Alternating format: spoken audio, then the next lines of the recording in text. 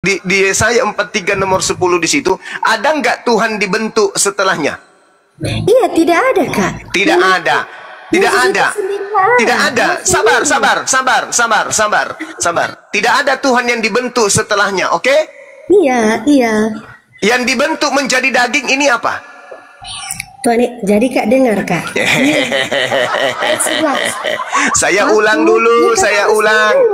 Yang dibentuk menjadi daging ini apa? Dengar dulu. Akulah Tuhan. Jangan nomor 10-nya dulu. Nomor 10, jangan coba nipu, jangan nipu. Nomor 10.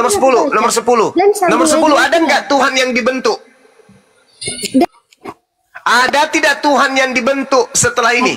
Kakak harus sambung dengan. Tunggu. Jangan menipu. Ada tidak Tuhan yang dibentuk? Dan tidak ada juru Ada selamat tidak selain Tuhan yang daripada dibentuk? Ada tidak Tuhan yang dibentuk setelah ini? Saya tanya ulang. Ada tidak Tuhan yang dibentuk setelah ini? Tidak ada, karena kan memang ada tidak Tuhan yang dibentuk setelah ini? Ada yang punya kitab datang banyak mak. Udahlah ini. Ada tidak Tuhan yang dibentuk setelah ini, wahai penipu? Penipu ini ayatnya, Kak. Nomor 10-nya itu apa dikatakan? Nomor 10-nya apa yang dikatakan di situ? Nomor 10. Dimut-mut terus. Nomor 10 apa yang dikatakan situ, wahai penipu, pendusta, penyesat?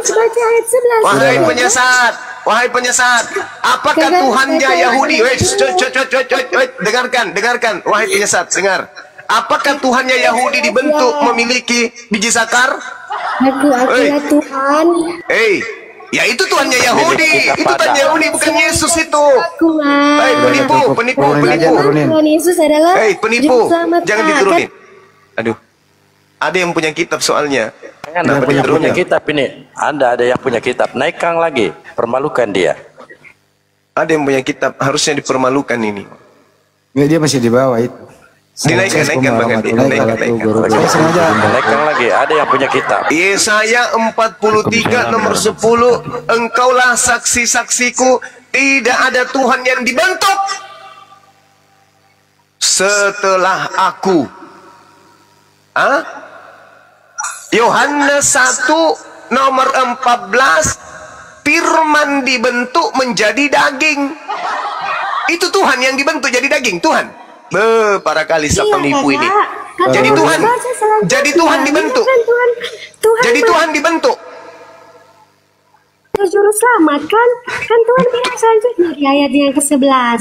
Nomor 10-nya dulu, loloskan dulu Yesus. Loloskan Yesus dulu di nomor 10. Saya sudah baca kan tadi ayat yang 10. Ada nggak di nomor 10? Sabar dulu. Di nomor 10 ada nggak Tuhan dibentuk? Ikan tadi kan saya sudah baca ayat 10. Langsung ayat 11, Kak. Tunggu dulu nomor 10-nya ada tidak? Penipu. Nomor 10-nya dulu, loloskan Yesus di nomor 10 dulu. Kalau lolos Yesus di nomor 10, baru kamu bisa ngarang cerita Yesus juga di nomor 11, tuyul. Coba loloskan dulu. Loloskan Yesus di nomor 10 dulu, coba. Lolos nggak Yesus di nomor 10? Memang tidak ada Allah selain dibentuk kan karena Yesus kan Allah. Yesus itu dibentuk menjadi apa? Yesus itu dibentuk menjadi apa? Bentuk menjadi apa? Juru selamat, Kak. Nenekmu kiper. Yesus dibentuk menjadi daging. Tuyul, penipu, tukang tahayul. Yesus dibentuk menjadi daging. Dasar penipu. Makasih yang punya kitab. Silakan kau berhadapan dengan yang punya kitab. Woi penipu, silakan kau berhadapan dengan yang punya kitab. Kau diam dulu. Kau nipu. Katanya Tuhan tidak dibentuk. Yesus dibentuk jadi daging, kampret. Dasar penipu. Diam. Kau diam. Penyesat. Diam. Penyesat. Silakan Bang Billy. Bang Billy terangin dulu ya saya itu Bang Billy. Ini kok ada Kristen mengklaim di situ ada Yesus. Ini silakan, ya, jadi pertama ini kitab Yesaya. Nggak malu. Tuh, Yesaya saja ini. Khusus kitab Yesaya. Ya. Suruh baca dia, paham enggak? Di dalam teks aslinya berbunyi Atem kalian. Atem Edai Neum Hashem Fe'afdi Asyir Bakharti Lemaan Tadu Feta aminu li fetafinu ki anihu tuh ki anihu levanai lo notsar el pe amri lo yihye. Artinya ayat 10 ya. You are my witnesses. Jadi kalianlah saksi-saksiku. Siapa saksi-saksi ini? Adalah Bani Israel. Bani Israel. Bani Israel, bangsa Israel, bukan orang Kristen. lain, nggak ada, bukan. Neum Hashem, perkataan Hashem, firman Hashem. Neum Hashem apa firmannya? And my servant, dan hambaku Israel, yang aku pilih Israel. So that you will know, supaya kalian bisa tahu dan percaya di dalam bahwa aku, mana tadi? Supaya kamu percaya in me, kepadaku, supaya kamu percaya kepadaku dan memahami and understand that I am he, bahwa akulah dia. Before me, sebelum aku, nothing was created by God. Sebelum aku, nih terjemahan yang benar ya. Sebelum aku, nothing was created, tidak ada yang diciptakan, menciptakan satu Tuhan pun tidak ada. Nor juga tidak ada Tuhan setelah aku. Jadi nggak ada. Siapa Tuhannya? Nih, Tuhannya kami. 11. Lanjut ayat 11, Pak. Lawan, lihat ya. Jadi Tuhan yang di sini dibicarakan Tuhannya nih YHWH, bukan Yesus. Lanjut Ya. ayat 11, Pak. Ayat 11. Ya, betul ayat 11. Anoki, lihat. Anoki, akulah YHWH, bukan Yesus. Ya, bukan Yesus. Anoki Hashem Ve'en mi baladai Mosia, ya. Akulah Hashem nih. Only I, hanya aku Hashem, and there is no deliver aside from me. Ya, jadi siapa Mosia atau penyelamat Israel? Ini namanya Hashem. Mana tadi? Nih dia. Iya, Allah sendiri kan? Iya, Hashem YHWH, bukan Yesus. Mana Yesus di sini? Oh iya, Kak. Memang kan dia Allah. Yesus. Gitu. Jadi seorang profesor yang guru kamu Profesor Edwin aja kemarin dia sudah mengakui tidak ada Yesus tertulis di dalam kitab Tanakh. Memang nggak ada Yesus dalam kitab Tanakh tertulis. Ya, jadi nggak ada Yesus di dalam kitab Yesaya. Satu pun tidak ada. Kalau ada, orang Yahudi akan menerima Yesus sebagai juru selamat. Oke, saya tunjukkan lagi ya. Saya tunjukkan lagi di mana Yesus itu. Ini di sini nggak ada. Akui dulu Yesaya tadi gimana? Di mana Yesusnya di sini? Kitab buka Kakak. Jadi kita mau sambungkan Yesaya 43 dulu deh. Dan Sabar. perjanjian Sekarang di mana Yesus di sini? Di mana kata Yesua di sini? kan juru selamat, Kak. Kan ada di sebelah. Aku apa juru selamat? Nih dengerin ya, dengerin. Anoki, dengerin. Anoki, akulah YHWH, ya. Tidak ada penyelamat selain aku, Mosia. Iya, benar, Kak. Benar. Makanya iya, siapa namanya? Sendiri. Iya, namanya siapa? Dia turun ke dunia, firman turun ke dunia menjadi Yesus. Enggak, ini Yesus bukan tulisannya. Ini bukan Yesus loh. Iya, memang Allah kan, Kak? Kan Yesus dibentuk nggak? Yesus itu, iya Kak, dibentuk. Iya, berarti ada Tuhan lain setelah Tuhan baru dibentuk. Bukan, dia berinkarnasi, Kak. Lanjut. Dia turun menjadi manusia, Kak. Lanjut. Adalah Allah sendiri. Yesus adalah Allah sendiri. Anda sudah baca tadi tidak ada Tuhan dibentuk, Yesusmu dibentuk. Berarti Yesus bukan Tuhan. Bukan, Parah ini perempuan. Maksudnya Allah sendiri, firman Allah berinkarnasi jadi manusia, Kak, untuk menyelamatkan. Ilmu dari mana itu? Di Alkitab kan tertera begitu. Mana coba? Di mana dalilnya Tuhan berinkarnasi jadi manusia? Itu Kakak tuh dengar dulu ya. Saya mana? Saya memalukan, parah kali nih orang.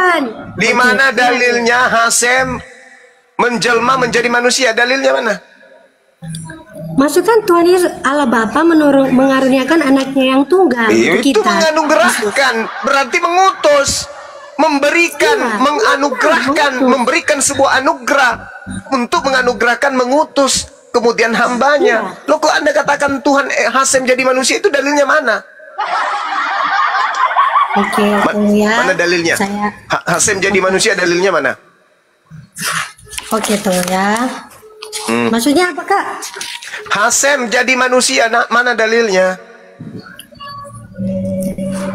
Dengar ya, tunggu Kak, saya cari. Di mana? Jangan bilang tulis di kitab Arab, jangan.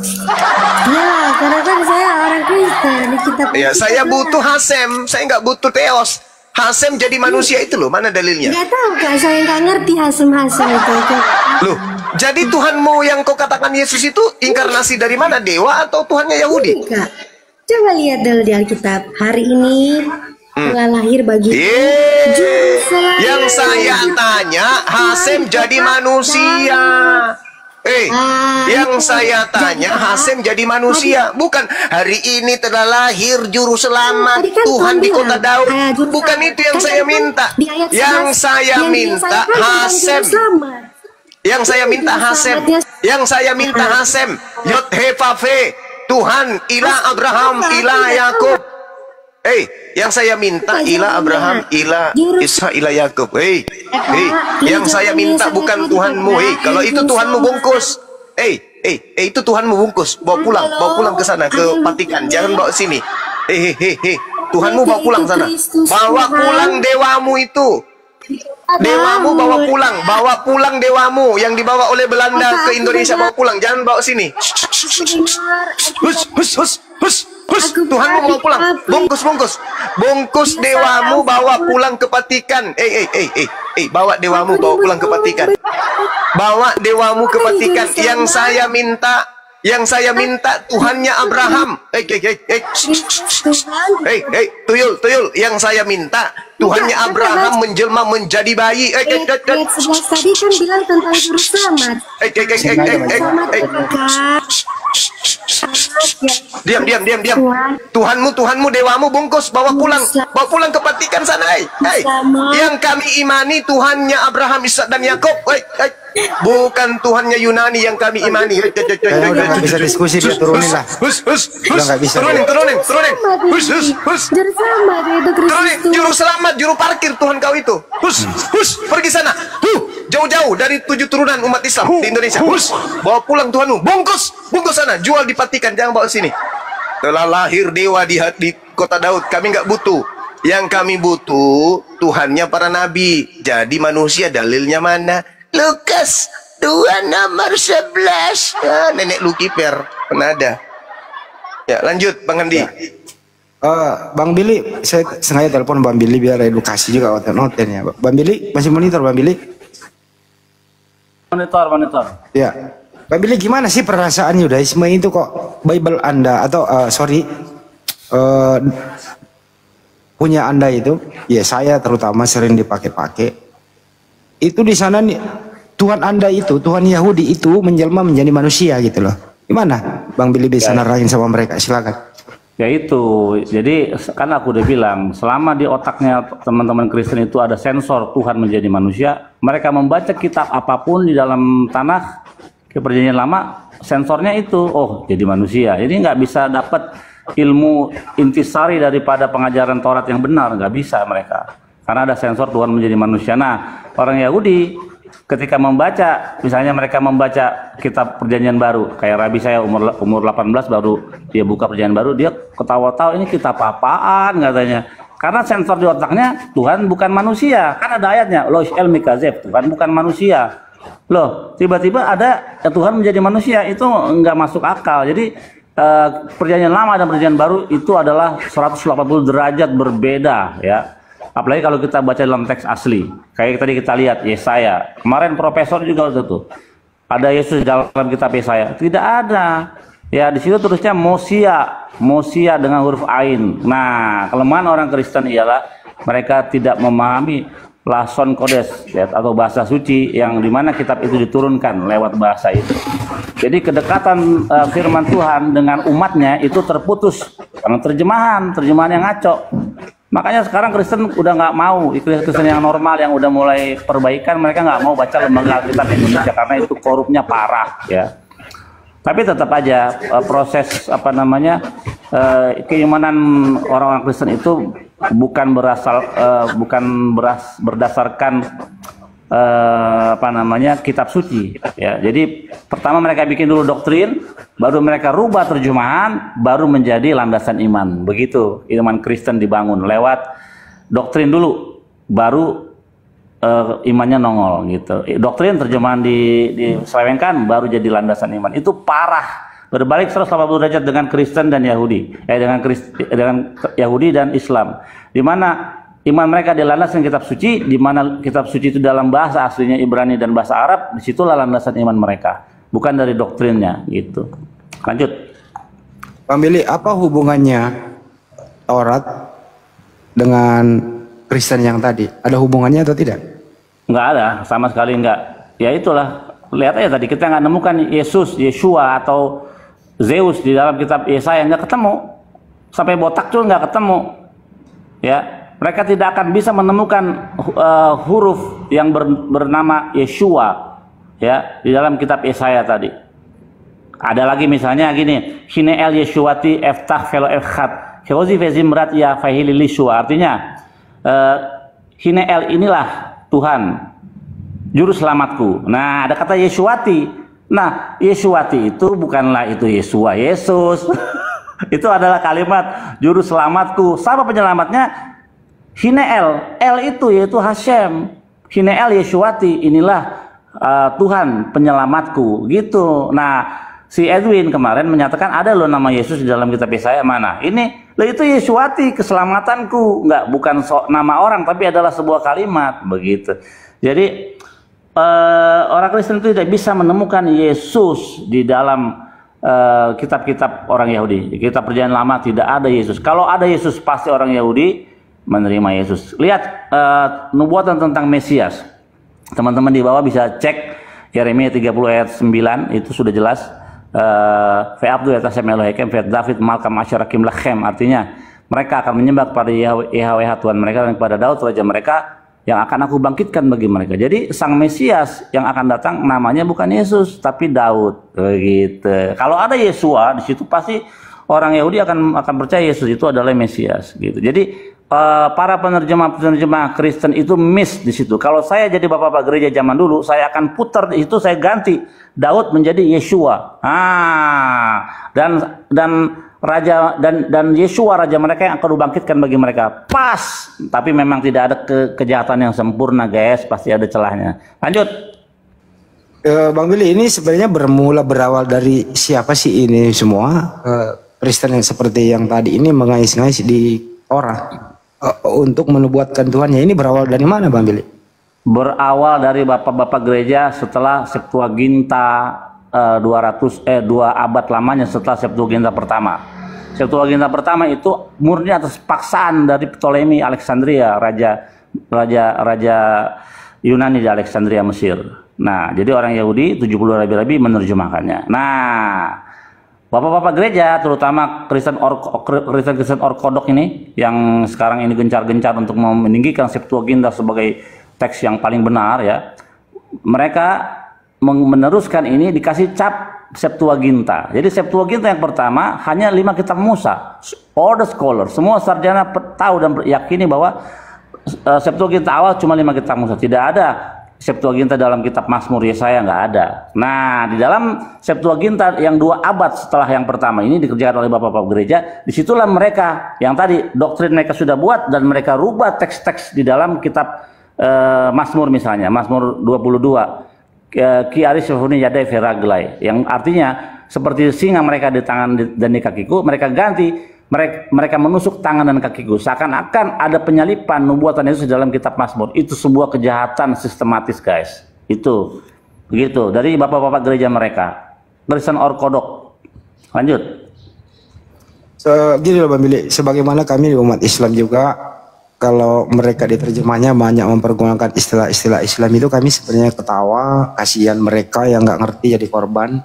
Kalau menurut tanggapan praktisi Yudaisme, kalau misalnya diskusi, ngumpul-ngumpul, ngobrol, membaca terjemahan yang dianggap mereka adalah nubuatan untuk Tuhannya, itu perasaan Anda gimana? Atau ketawa-ketawa atau enjoy aja apa gimana Bang Billy?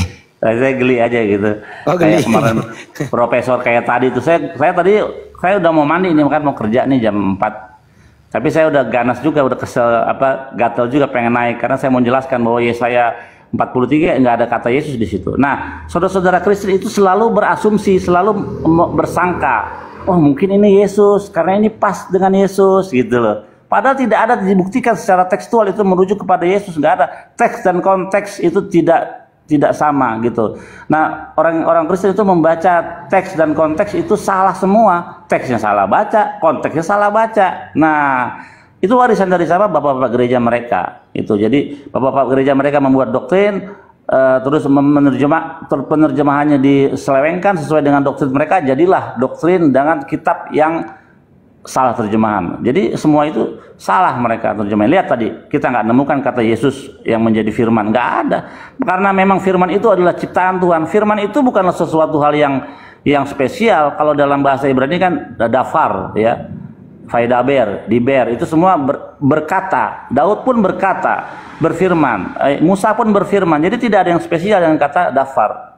Nabi-nabi pun berdafar. Kita pun nih ngomong sekarang berkata. Jadi kata-kata itu atau firman itu berasal dari suku kata berasal dari kata-kata, dari huruf-huruf yang tersusun sehingga menjadi kalimat yang bisa dimengerti oleh manusia. Oleh sebab itu Tuhan menciptakan huruf-huruf untuk menjadi bahasa yang bisa dipahami oleh manusia di saat dia menyampaikan maksud tujuannya kepada manusia. Kepada malaikat dia tidak akan memakai sistem komunikasi yang sama dengan kita. Kepada kucing, kepada monyet, komunikasi Tuhan tidak sama dengan manusia. Itulah sebabnya penting memahami bahasa di mana kitab suci itu diturunkan. Islam dengan Al-Quran, kalian belajar Arabik, ya, nah, Yahudi dengan Ibrani, kita belajar Ibrani. Sehingga kalau ada terjemahan yang salah kita akan segera mengetahuinya. Begitu. Aku mandi dulu ya. Lanjut. Satu lagi. Kalau sekiranya Kristen yang tadi ini dan sebagian yang lain itu tidak terbungkus dengan istilah-istilah Islam, terus kemudian terlalu istilah-istilah keyahudian, menurut Bang Billy, mereka ini penampilannya seperti apa, Bang Billy? Ya, seperti orang-orang Yunani, Romawi di zaman sebelum kekristenan muncul. Karena kan memang mereka itu adalah agama yang boleh dikatakan mengadopsi dari dari pagan penyembah berhala Yunani dan Romawi. Kita bisa buktikan di mana gereja-gereja awal-awal itu didirikan di Roma, bekas atau tempatnya bekas daripada kuil-kuil penyembahan kepada dewa-dewa, begitu. Terima kasih. Tapi sayangnya kalau misalnya mereka sebut shalom gitu.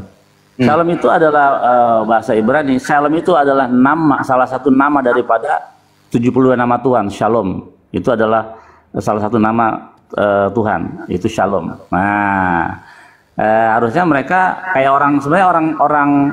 orang Katolik itu ada tuh salve. Ya, pakai itu atau bahasa Yunani yang lainnya. Itu kan bahasa Latin ya. Jadi bahkan orang-orang Kristen Katolik itu mereka pede dengan salve, dengan bahasa mereka. Kitab suci mereka ditulis dalam bahasa Latin. Jadi mereka pakai itu. Nah, jadi nggak pakai shalom atau assalamualaikum, nggak pakai kata Allah ya. Nah, itu penting. Jadi kalian Kristen harus pede dengan keyunanian kalian, karena dari situlah kalian muncul dari iman sebelum Kristen, itu iman Yunani dan Romawi, bukan Judaism. Kalian itu jauh dari Judaism, walaupun kalian muncul dari rahim Judaism, tapi kalian dalam prakteknya kalian tidak menyembah, tidak belajar daripada huruf Ibrani dan tidak menyembah Tuhannya Abraham, Ishak dan Yakub. Kalian menyembah Tuhan yang menjadi manusia. Lanjut. Terakhir Bang Billy, sering diskusi ada yang mengatakan gini loh. Siapakah tuannya Nabi Musa? Siapakah tuannya Abraham, Ishak dan Yakub? Ada yang jujur menjawab itu adalah Yesus. Pendapat Anda?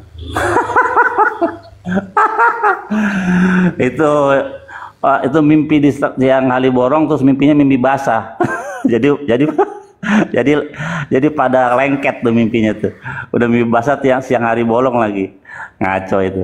Nggak ada. Tunjukkan saja di dalam seluruh kitab Tanakh, di dalam kitab Taurat, bahwa Musa pernah memanggil Tuhan dengan sebutan Yeshua. Nggak ada. Sebaliknya Musa di dalam Imamat 7 pernah menyebut atau menyematkan nama Yahweh dengan Hashem. Imamat 11. Kalau dibuka dalam bahasa aslinya, dia menyebut Yahweh dengan Hashem. Oleh sebab itulah landasan orang Yahudi memanggil untuk mengganti nama Yahweh, karena lo jangan menyebut nama Yahweh dengan sembarangan. Lihat, kita lihat fenomena yang terjadi. Resiko Tuhan digambar. Resiko Tuhan digambar itu ada sebab dan akibat. Ada asap, ada api, ada api, ada asap. Resiko Tuhan digambar, kalian harus terima ketika Tuhan kalian diejek, diolok. Kenapa? Karena kalian menggambarkan Tuhan itu. Yang kalian bisa yakin di mana Yesus itu mukanya kayak begitu, kayak gondrong bule gitu, matanya biru. Dari mana kalian bisa yakin itu? Kalaupun Yesus itu ada hidup di dunia ini, dia itu kulitnya kayak orang Arab, ya, kulitnya dark. Tidak, Yesus bukannya bule, Yesus itu orang Timur Tengah. Woi, sadar nggak kalian? Jadi kalau Yesus itu ada yang menghina gambar Yesus, wajar karena kalian menggambar tekan Tuhan kalian. Itu logika sederhana. Lihat orang Islam, apakah Allah bisa dihina gambarnya? Gak bisa, karena memang Allah tidak ada gambarnya. Kalian menghina Hashem, Yahweh, bisa nggak? Gak bisa, karena kalian di dunia ini tidak ada yang bisa melihat Tuhan, mati. Bahkan sekelas Musa, Moshe Rabenu tidak bisa melihat Tuhan. Begitu, begitulah resiko ketika Tuhan digambar. Lanjut. Oke. Satu lagi terakhir, izin. Ini agak signifikan bentuk. Ini harus diluruskan begitu. Sering diskusi dan saya yakin semua meyakini di sana bahwa Tuhannya itu roh. Elohim itu roh, Bapa itu roh. Sebagaimana Kejadian 1 nomor 2 itu roh Elohim melayang-layang di atas permukaan air. Apakah Yudaisme mengakui bahwa Elohim itu atau pencipta alam semesta itu roh? Silakan. Bukan. Roh itu adalah ciptaan Tuhan. Semua roh ini ciptaan Tuhan. Ada lawannya daripada ruah hakodes atau roh kudus adalah ruah tum'ah, yaitu roh najis. Ada yang kudus, ada yang najis gitu. Jadi itu semua adalah ciptaan Tuhan. Roh najis ciptaan Tuhan, roh kudus ciptaan Tuhan, malaikat Tuhan ciptaan Tuhan, angin Tuhan ciptaan Tuhan, awan Tuhan ciptaan Tuhan. Nah, teman-teman Kristen ini suka ngaco. Roh Allah, padahal di situ maksudnya ialah angin Allah, angin Tuhan yang melayang-layang di atas permukaan air, bukan roh Allah. Itu pun sudah salah terjemahan. Lihat bagaimana mereka membuat doktrin dan membelokkan terjemahan. Kata ruah di situ dalam teks dan konteks ialah angin. Oleh sebab itu Tuhan di hari penciptaan pertama dia membawa 10 hal. Salah duanya dia ialah air dengan angin. Nah, air nanti baru dipisahkan di hari-harinya. Hari-hari 6 penciptaan itu, air yang di atas sama air yang di bawah. Jadi sangat kompleks untuk orang Kristen memahami Torah. Sangat ketinggalan, sangat keterbelakangan. Kalau misalnya dulu ada apa ya? Kita lihat ya teman saudara-saudara kita di Ethiopia itu kan sangat keterbelakangan secara pendidikan, ya, sangat keterbelakangan. Kenapa? Karena informasi yang masuk kepada mereka itu lambat.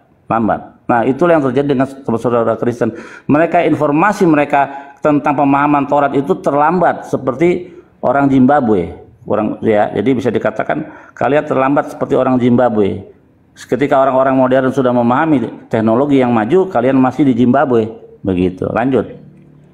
Terima kasih Bang Billy. Kesimpulannya, silahkan Tuhan Anda roh, silakan yang sembah Anda roh, tapi jangan mempergunakan istilah-istilah dalam Islam, termasuk yang kita sembah Allah Subhanahu Wa Taala. Anda katakan roh.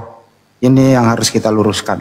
Begitu juga dari Bang Billy juga, sembahan Bang Billy bukan roh. Jadi tolong kalau ingin menjelaskan Tuhan Anda roh, pakailah istilah Yunani, jangan meminjam istilah Yudaisme dan jangan meminjam istilah Islam. Setuju Bang Billy? Setuju. Jadi itu yang saya mau ngomong ini kepada kalian Kristen di bawah.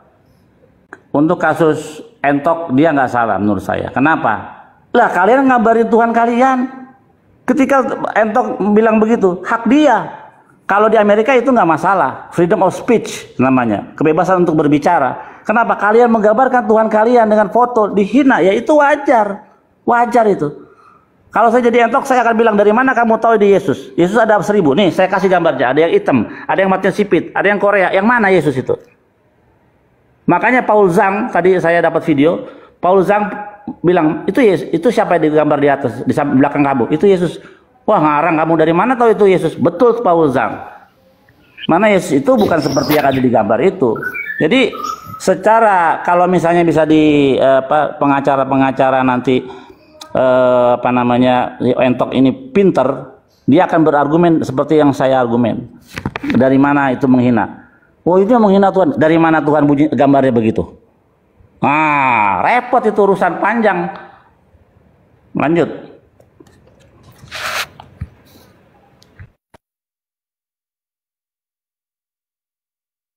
Makasih Bang Billy atas pencerahannya. Oke, saya jalan dulu ya. Ini mesti berangkat ngajar. Oke, sorry saya telepon, Bo. Ya, Akizuma, terima kasih saudara-saudara semua. Tetaplah menjadi garda terdepan untuk encounter, untuk menangkis daripada agenda-agenda misionaris mengkristenisasi Indonesia, karena itu harus diberangus dengan cara yang elegan ya, tentunya dengan cara berdiskusi, dengan cara memberikan penjelasan yang benar. Ini menurut aslinya begini, bukan begitu seperti yang kalian lakukan. Jadi kekristenisasian penginjilan harus segera di stop di Indonesia, karena harus menyembah Tuhan yang benar-benar Tuhan. Ketika orang Islam sudah punya agama, ngapain kalian mesti menginjili orang ke rumah-rumah? Mau ngapain kalian? Itu harus di stop. Lanjut. Bang Billy, tadi ada si Kepas di sini. Saya tanya, kalau Yudaisme itu mau beribadah di kawasan Monas, di situ ada Istiqlal Katedral. Jawab si Kepas, ya Om Billy, Yudaisme pilih katedral dong, ngapain ke Istiqlal? Apa benar demikian? Waduh, nggak bakalan saya. Lihatnya aja tuh, lihatnya udah enak. Nanti coba ya satu kali ya, kalau misalnya nanti ada teman-teman API datang terus ketemu anak saya, suruh dia masuk ke gereja, nangis dia, pasti dia setengah mati, nggak mau dia, gitu. Nggak mau. Masuk masjid adem. Adem. Kita biasa gitu. Aku biasa kalau misalnya dalam perjalanan mau minha sembahyang siang ke musola atau ke masjid, itu nggak masalah. Karena Rambam memperbolehkan itu ya. Karena kenapa Rambam memperbolehkan itu? Karena di dalam masjid itu tidak ada ikon, tidak ada gambar, tidak ada patung di dalamnya, dan yang terutama ya tidak ada doktrin berhala di dalam Islam. Jadi itu boleh. Makanya Rabi saya juga, Rabi Taufik mengatakan boleh gitu. Kalian yang kurang informasi silakan lihat di YouTube Yahudi sembahyang di musola, itu ada tuh. Ada yang orang bule, ada yang orang Indonesia. Salah satunya itu saya di situ. Waktu itu lagi sholat, lagi sembahyang dengan donitan sholat siang apa tuh ya? Nah, aku juga pas minha, zuhur. Aku pas minha, jadi kita bareng bersama-sama begitu. Kalau dari Indonesia arahnya sama, cuman ke kanan sedikit, belok dikit begitu. Ya, masih di ini ya, ke Palestina. Kalau kita ke Mekah, itu aja beda dikit. Berapa derajat doang ya? Kalau dari sini betul. Ya udah, pokoknya tetap menjadi garda terdepan, menghentikan penginjilan dengan modus-modus Indomie dan beras 5 liter. Karena orang Islam di Indonesia ini bukanlah orang-orang yang miskin ya guys, sorry ya. Kalian bisa lihat bagaimana teman-teman API ini udah cukup bagus sistem mereka ketika memberikan pengawalan terhadap para mualaf, diajarkan, terus juga ada yang diberikan pekerjaan. Saya lihat, saya memantau itu. Adalah hal yang bagus. Jangan sampai Kristen menjadi yang terdepan ketika ada musibah, dan dengan flyer-flyer, buku-buku, traktat-traktat, dan Indomie serta beras 5 liter pakai minyak goreng. Itu harus segera diberhentikan. Kalau kalian mau nolong orang-orang Islam, tolonglah dengan niat yang baik, yaitu ingin beramal ya, itu bagus. Tapi kalau kalian menolong dengan flyer-flyer terimalah Yesus, itu nggak boleh, itu ilegal. Karena orang Islam sudah punya Tuhan, kalian punya Tuhan, uruslah Tuhan kalian gitu. Lanjut. Kalau ada misi kebencanaan, misi kedaruratan, kami umat Islam yang pertama kali datang dengan misi kemanusiaan, tapi bukan misi keagamaan. Saya nggak pernah lihat.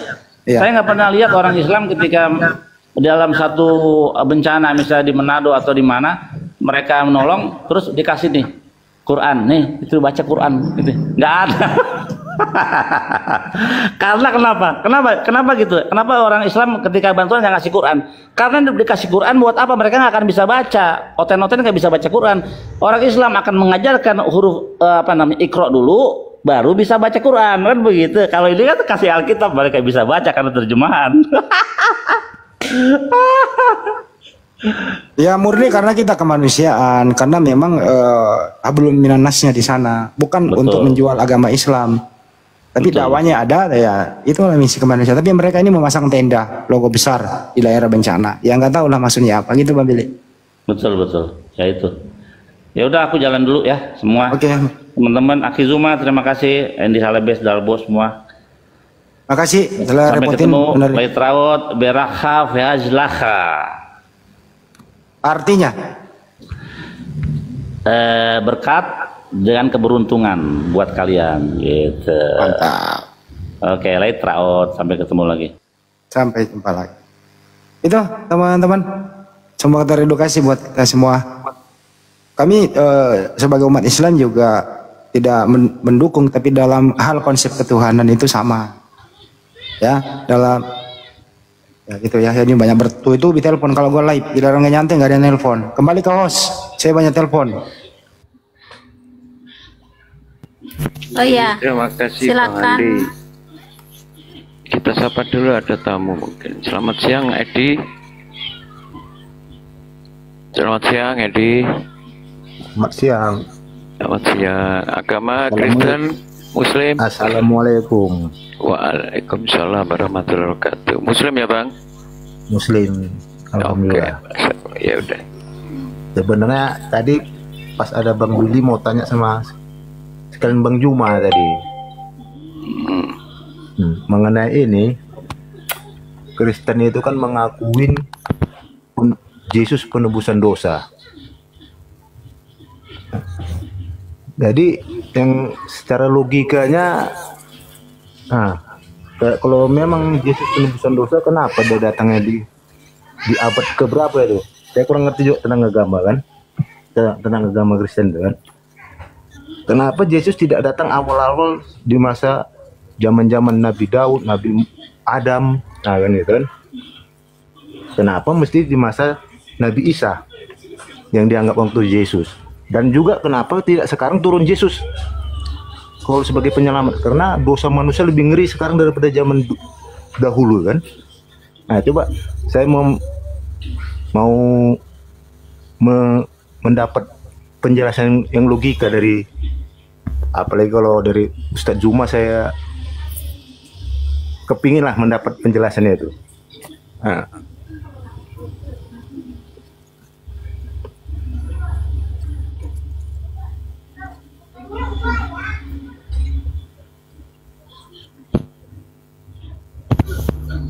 Halo, assalamualaikum. Ya, ini tepatnya abang nanyanya ke Kristen ini, Oten ini. Enggak lah, ke Ustadz Juma, Ustadz kita Juma. Monolog jatuhnya nanti. Karena Bang Juma kan nggak meyakini bahwa Yesus itu menebus dosa itu kan enggak gitu. Jadi kalau dikatakan Bang Juma ya pasti tidak akan terjawab itu kan. Enggak, kita secara logikanya gitu misalnya Pak. Iya, ya kalau logika sih ya nggak mungkin. Iya. Kalau memang Yesus itu juru selamat, nah apalagi kalau katanya yang sudah dibaptis itu ditanggung dosanya sama Yesus walaupun membunuh apa segala macam kan, kenapa nggak dari dulu Yesus turun? Bang, kan tolong gitu? jangan monolog Bang, jangan monolog tolong. Santai. Dulu kan kejahatan tuh banyak, lebih sadis pun lagi zaman sekarang kan gitu. Nanti kalau ada Kristen nanti Bang ditanyain aja entar. Lintang entong minta naik tapi nggak mau naik. Nah, maksud saya pun gitu, Bang.